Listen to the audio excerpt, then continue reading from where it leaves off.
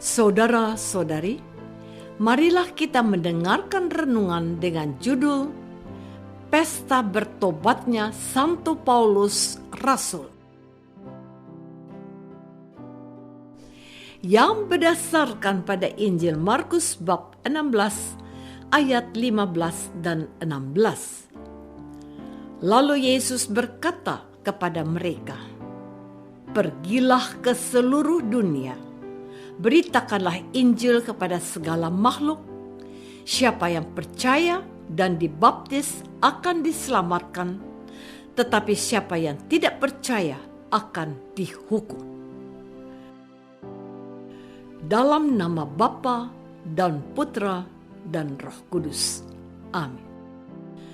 Saudara-saudari yang terkasih dalam nama Tuhan Yesus Kristus, secara umum kita orang Katolik mengenal 12 rasul. Tetapi ada satu orang yang dikategorikan sebagai rasul Yesus, yakni Paulus. Paulus adalah seorang rasul hebat. Cara Yesus memanggil Paulus pun berbeda jauh dengan ke-12 rasul Yesus yang tertulis dalam keempat Injil. Kalau ke-12 rasul Yesus semua tertulis dalam Injil, sedangkan rasul Paulus tidak tertulis dalam keempat Injil. Hal ini terjadi karena rasul Paulus dipanggil setelah Yesus diangkat ke surga. Artinya, rasul Paulus tidak dibina dan dididik secara khusus oleh Yesus seperti ke-12 rasul yang lain. Namun, walaupun tidak dididik dan dibina secara khusus, pengetahuan Rasul Paulus tentang Yesus dan kerajaan Allah yang Yesus wartakan tidak berbeda jauh dengan ke-12 rasul yang lain.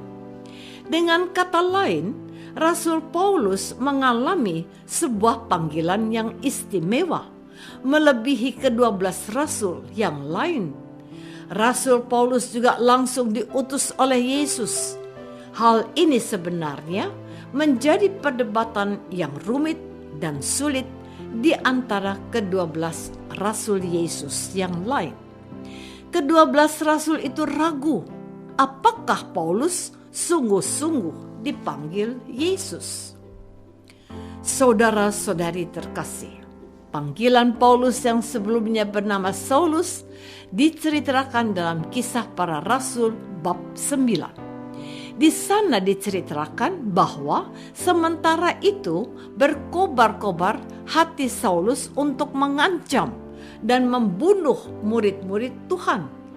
Ia menghadap imam besar dan meminta surat kuasa daripadanya untuk dibawa kepada majelis-majelis Yahudi di Damsyik, supaya jika ia menemukan laki-laki atau perempuan yang mengikuti jalan Tuhan, ia menangkap mereka dan membawa mereka ke Yerusalem.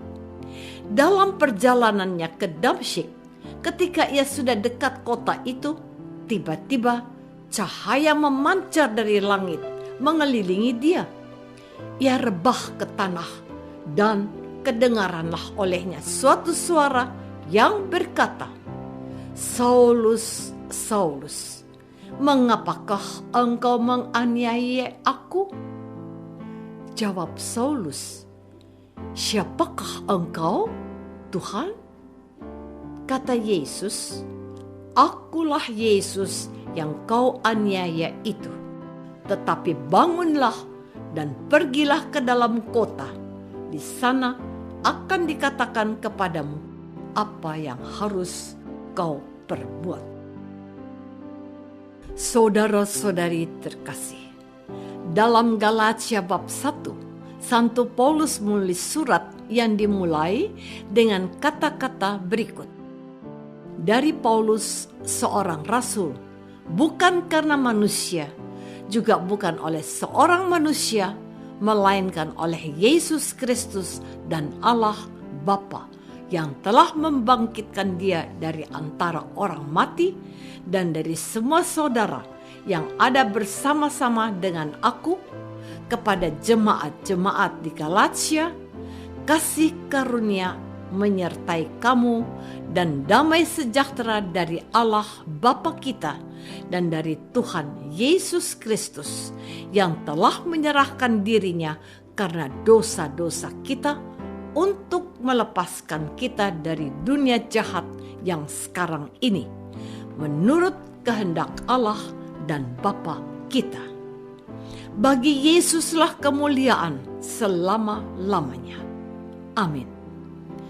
Kemudian, Santo Paulus mengungkapkan keheranannya dengan berkata, "Aku heran bahwa kamu begitu lekas berbalik daripada Allah yang oleh kasih karunia Kristus telah memanggil kamu dan mengikuti suatu Injil lain yang sebenarnya bukan Injil. Hanya ada orang yang mengacaukan kamu dan yang bermaksud untuk memutarbalikkan Injil Kristus." Saudara-saudari terkasih, Santo Paulus berkeyakinan bahwa Injil yang dia beritakan itu bukanlah Injil manusia. Karena Santo Paulus bukan menerimanya dari manusia dan bukan manusia yang mengajarkannya kepada Paulus, tetapi Paulus menerimanya oleh pernyataan Yesus Kristus. Lalu Santo Paulus menceritakan siapa dirinya dengan berkata, "Sebab kamu telah mendengar tentang hidupku dahulu dalam agama Yahudi. Tanpa batas aku menganiaya jemaat Allah dan berusaha membinasakannya.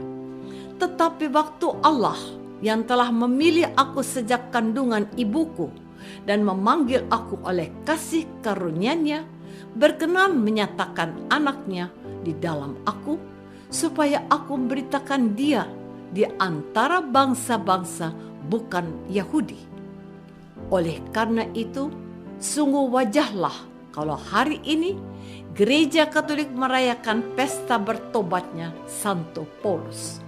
Sebab berkat jasa Santo Paulus, orang-orang di luar bangsa Yahudi menerima Injil dan mempunyai kesempatan yang sama memperoleh keselamatan, termasuk kita umat Katolik dan Kristen yang ada di Indonesia dan di seluruh dunia.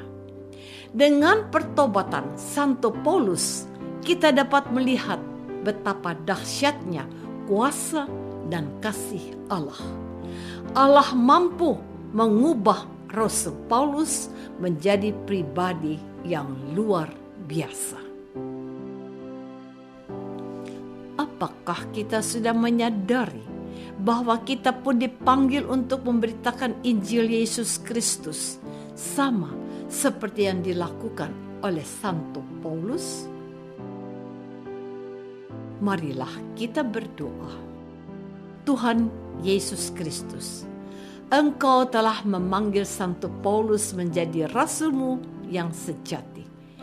Dia dengan berani mewartakan Injil, bahkan sampai menyerahkan nyawanya demi kerajaan Allah. Kami mohon rahmat-Mu bagi pewarta dan misionaris yang menyerahkan hidupnya demi Injil-Mu. Doa ini kami persembahkan dalam nama Yesus, Tuhan dan pengantara kami. Amin.